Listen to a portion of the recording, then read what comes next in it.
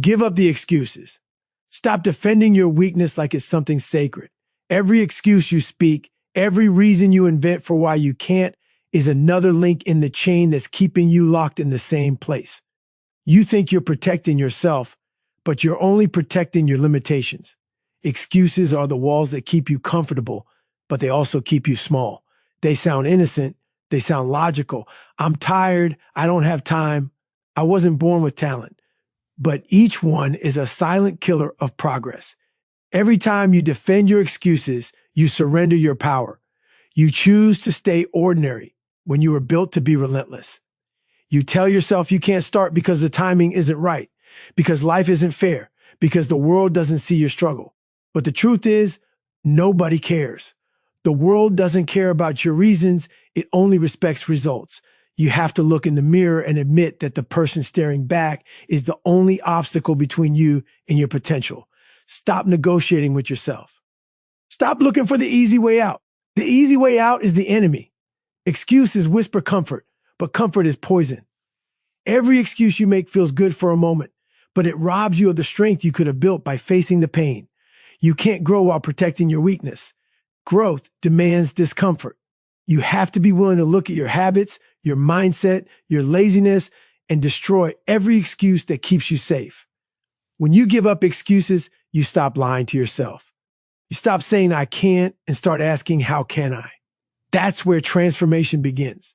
Not in motivation, not in inspiration, but in truth. The truth that you've been the one holding yourself back. The truth that you've been hiding behind stories you made up to avoid effort. Excuses are not facts. They're emotional lies your mind tells you to avoid pain. But pain is where strength is born.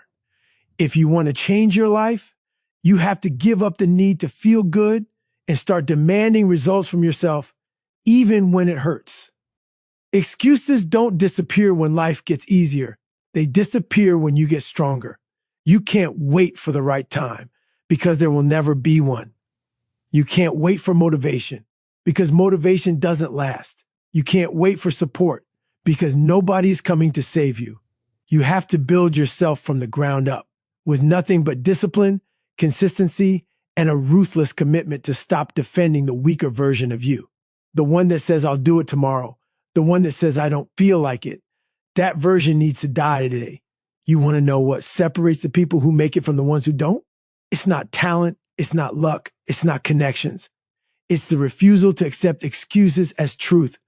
The ones who rise are the ones who look at their situation, their pain, their failure, and say, I'm responsible. They stop blaming the world, the system, the past, and take control of what they can. When you give up excuses, you take back control of your life. You stop reacting and start creating. You start owning your days instead of wasting them. There's no strength in talking about what you could have done. There's only strength in doing what you said you would do, no matter how you feel. Every time you push through the excuse, you build power. Every time you ignore the voice telling you to stop, you evolve. That's how self-respect is built, not through words, but through action. So when the voice in your head starts listing all the reasons you can't, remind yourself that excuses are just comfort in disguise. You don't need comfort. You need change. You need challenge. You need to wake up every day ready to destroy the part of you that's still defending weakness and protecting fear. Give up comfort. Comfort is the killer of greatness. The more you chase ease, the further you drift from the person you were meant to become. Comfort whispers lies. It tells you that you deserve rest before you've earned it. It tells you that tomorrow will be a better day to start. It convinces you that playing it safe is smart, that staying where you are is enough, that you don't need to push harder because you've already done more than most. But comfort is a trap disguised as peace. It doesn't just slow you down. It stops you. It takes your ambition, your hunger, and your edge, and replaces them with excuses, hesitation, and mediocrity. Comfort is the silent assassin that kills dreams without making a sound. You can't grow inside comfort.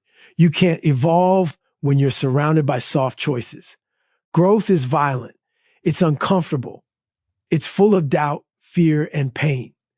The path to greatness doesn't come with cushions or safety nets.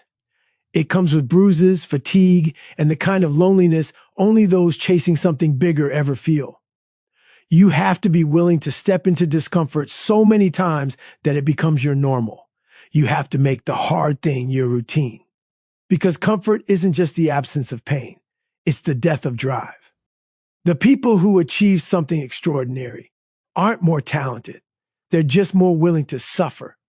They've trained themselves to sit in the storm while everyone else runs for shelter. They've learned that the reward is always hiding behind resistance. You can't lift more weight without feeling the burn. You can't build endurance without exhaustion. You can't build mental toughness without walking through days when you want to quit. Comfort tells you that you're fine where you are, but that's the lie that keeps you average. The moment you start believing you've done enough, you stop growing. You have to get addicted to the struggle.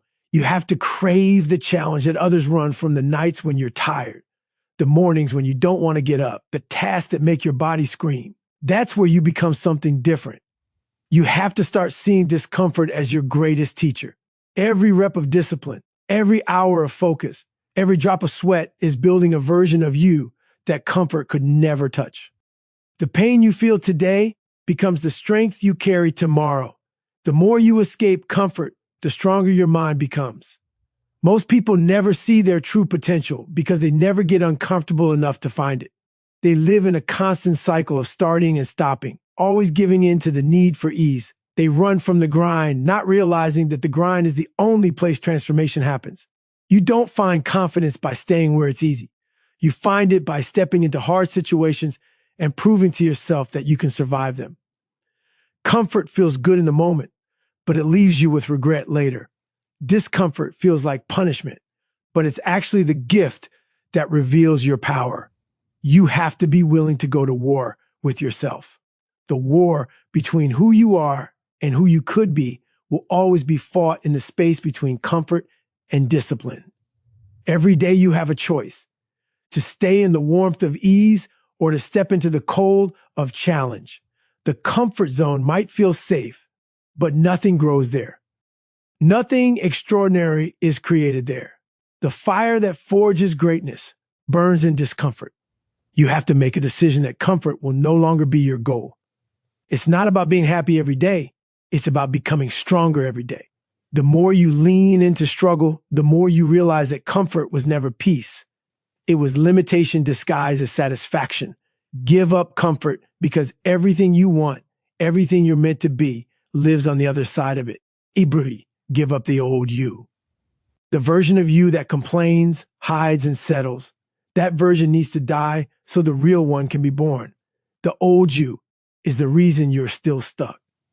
It's the part of you that finds comfort in misery, that believes the lie that change is too hard, that you've already done enough. The old you clings to routine, to weakness, to habits that keep you in the same cycle. It fears growth because growth requires death. The death of laziness, the death of excuses, the death of comfort.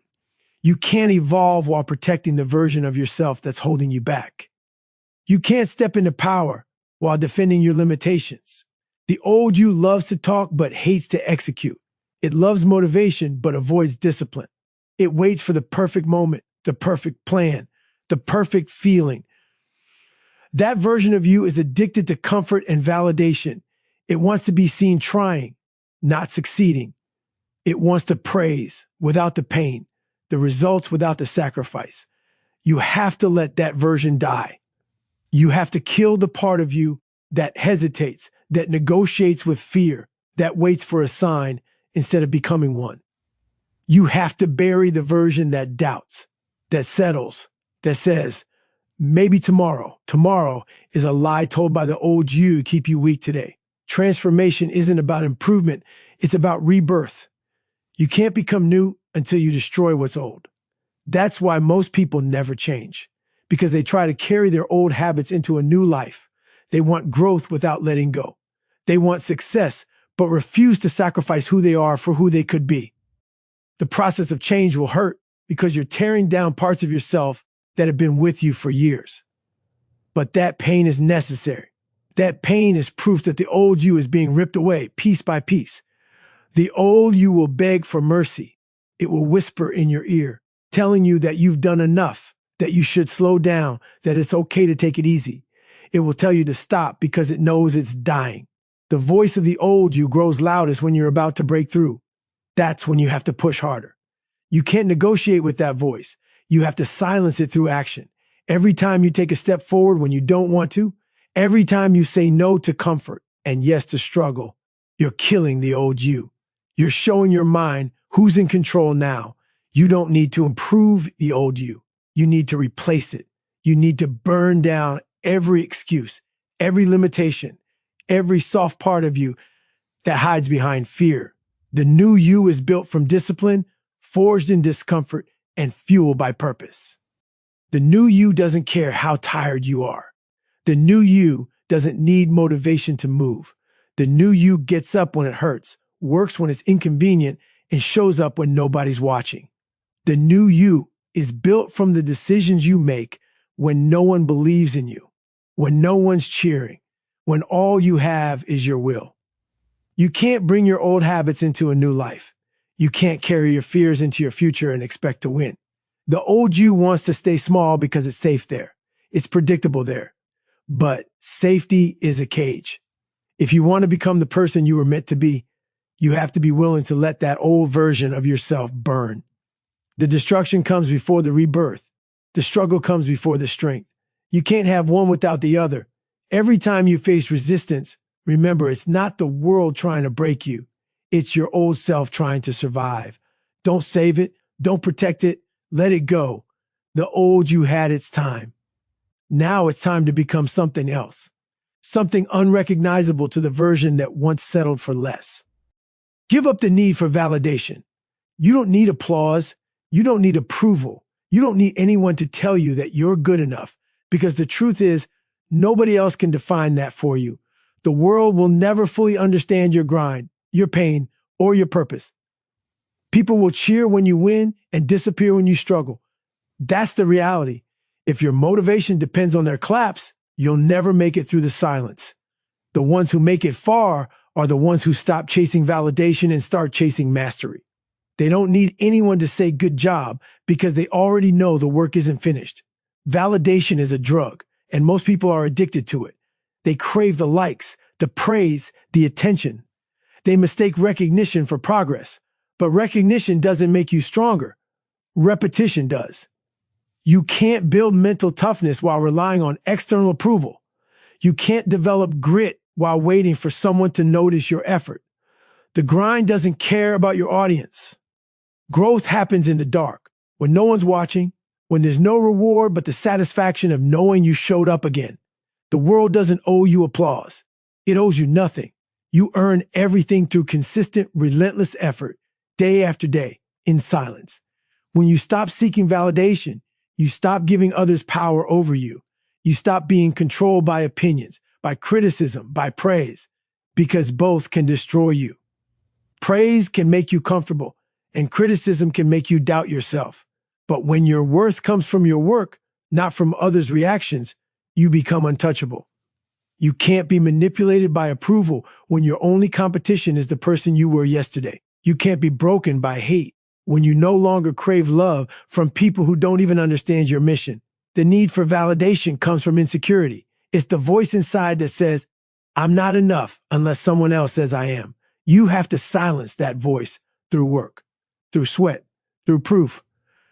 Validation doesn't come from words. It comes from execution. You don't prove yourself by talking about your dreams. You prove yourself by refusing to quit when everyone else already has. You prove it when you keep going after failure, after rejection, after doubt, when the lights are off, when no one is watching, when the world moves on. That's when validation from others means nothing, and validation from your effort means everything. You have to learn to be your own standard. Stop waiting for someone to notice your potential. Stop looking for someone to tell you that you're special. The world doesn't reward potential. It rewards persistence.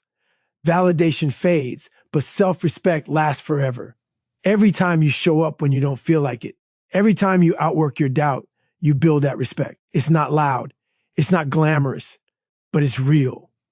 You don't need to post it. You don't need to announce it. You just live it. You grind in silence, you rise in private, and you let the results make the noise.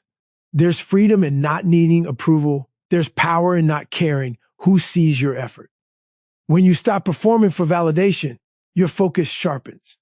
You stop wasting energy trying to impress and start using that energy to improve. The people who achieve greatness don't have time to explain themselves. They're too busy working. They understand that real confidence is built through consistency, not compliments.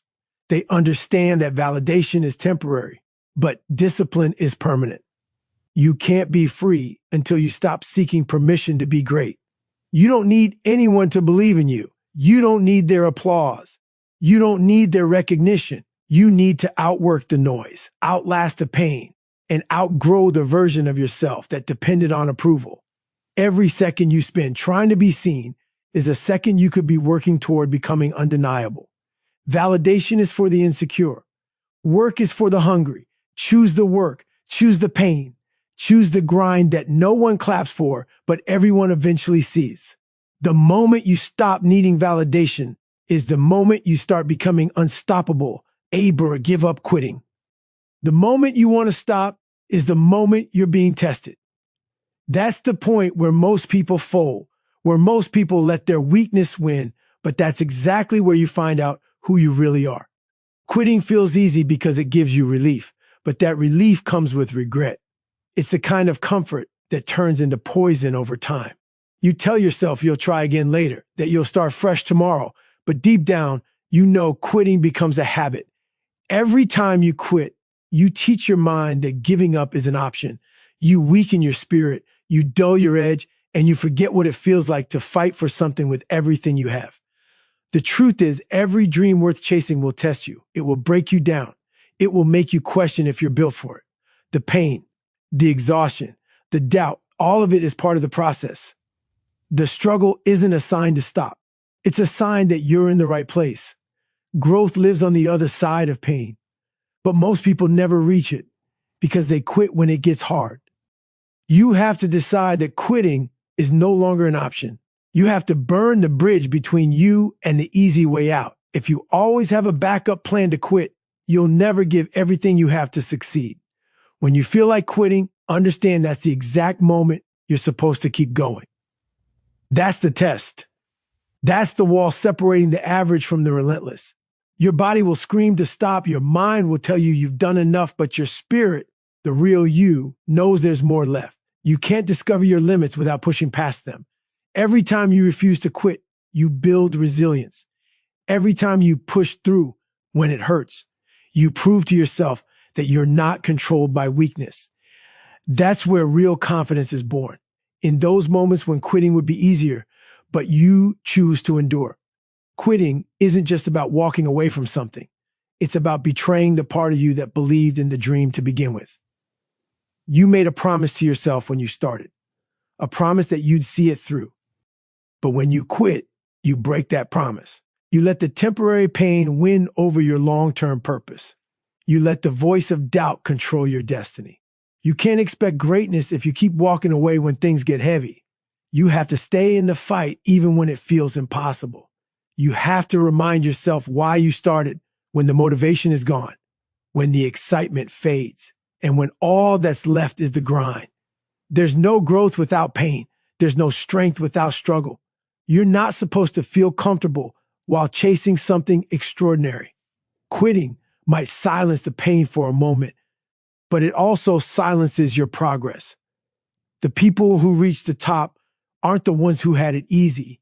They're the ones who refused to stop when everything told them to. They learned how to suffer with purpose. They learned how to keep going when nobody believed, when nobody was watching, when nobody was cheering.